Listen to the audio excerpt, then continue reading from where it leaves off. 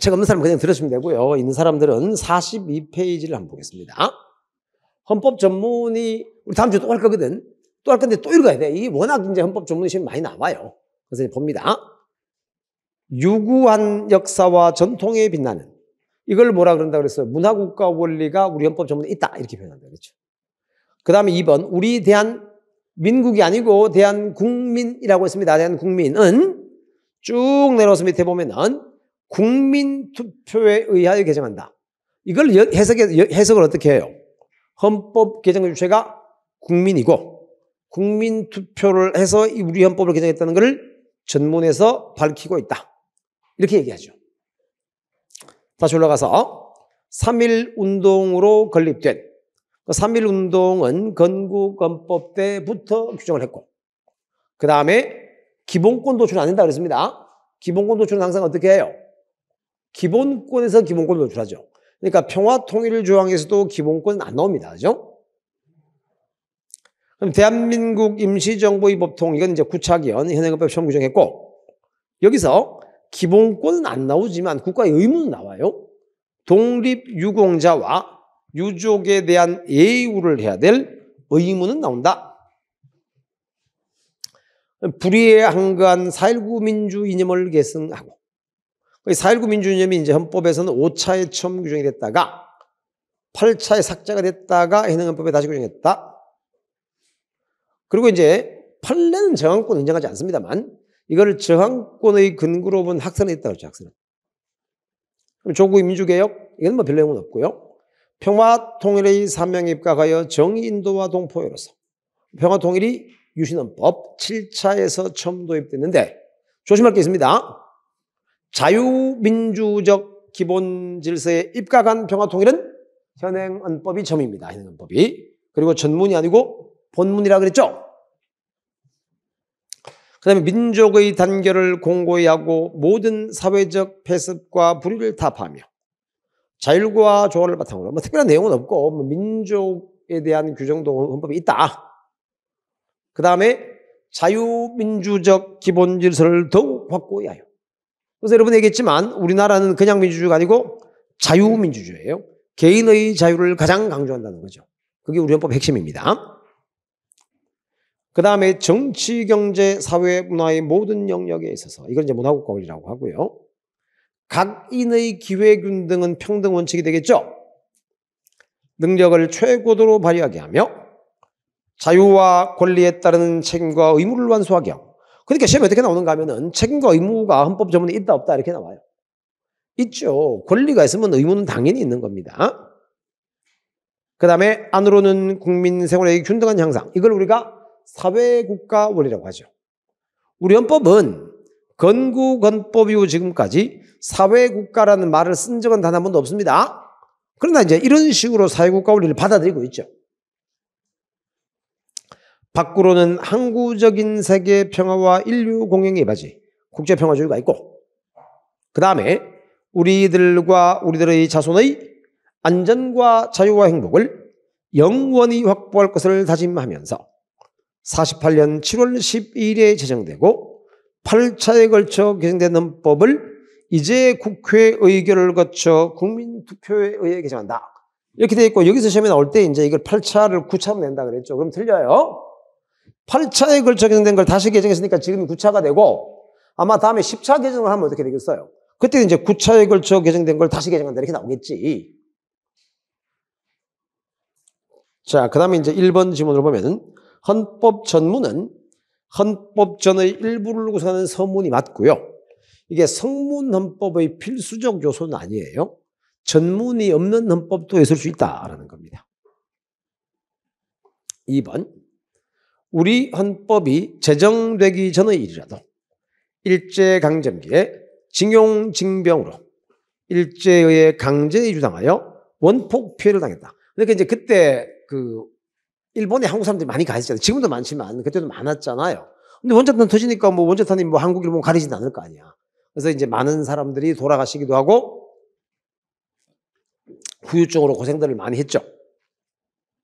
그래서 여기서 장기간 방치됨으로써 심각하게 훼손된 피해자들이 인간의 존엄과 가치를 회복시켜야 할 의무는 대한민국 임시정부의 개법 통을 예상한 지금 정부가 국민에 대해서 부담한다. 그렇게 보시면 됩니다. 실제로 그때 보면요. 그때 이제 조선시대 그 고종 아들 중에 이우라는 분이 있었어요. 그 왕자죠, 왕자. 그분도, 일본하고 한국 왔다 갔다 하다가 원자탄 떨어지기 한 달 전에 다시 일본으로 들어갔어요. 근데 마침 또 히로시마에 갔네? 그래서 이제 히로시마 원자탄 떨어지는 바람에 그 고종 황제의 손자죠, 손자. 또, 그 순종 아들이죠.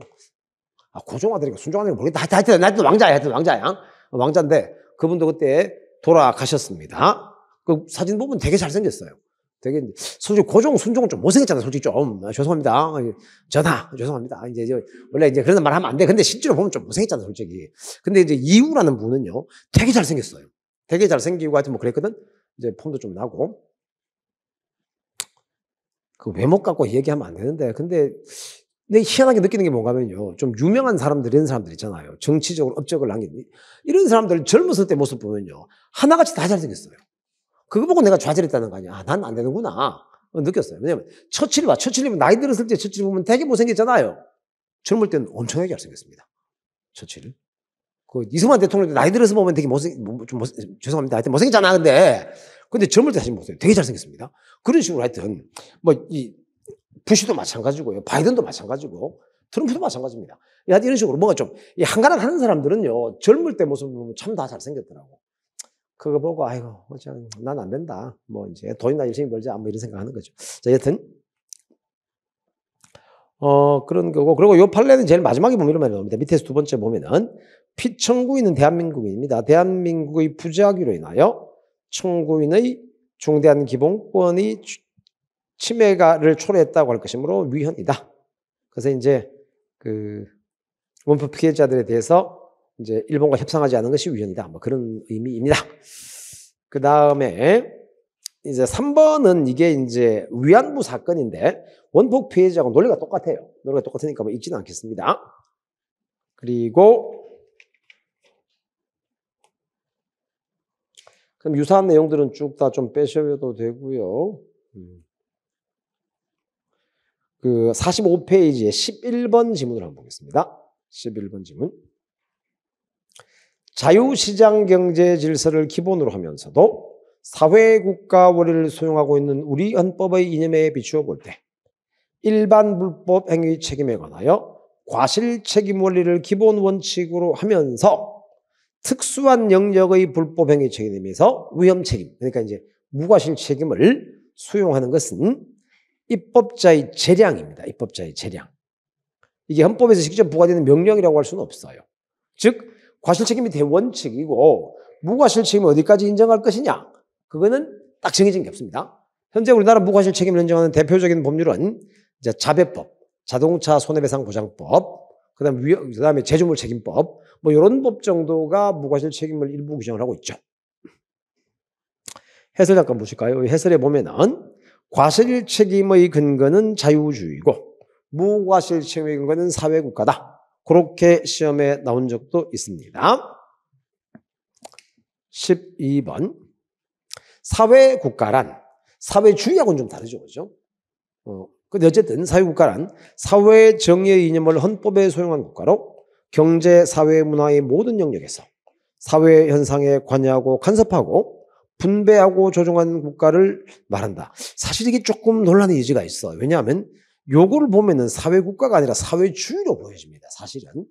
사회국가는 뭐야? 기본적인 걸 개인에게 맡겨두고 그게 안 될 때만 국가가 개입하는 게 사회국가거든요. 근데 이건 보면 모든 현상에 다 관여한다는 거는 뭔가 사회국가하고는 조금 안 맞는 것 같아요.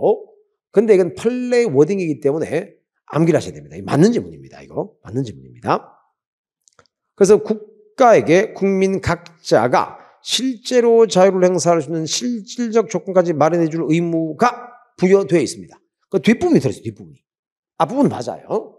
이제 그런 식으로 시험에 나오면 좀 어렵습니다. 사실 이 부분에 대해서는 논란은 좀 많았어요. 왜냐하면 사회국가와 사회주의는 분명히 다른 건데 왜 이런 식으로 판례를 내느냐. 근데 이제 판례라는 게 항상 그렇잖아요. 100% 명확하지는 않습니다. 애매한 경우도 충분히 있을 수 있죠. 그죠?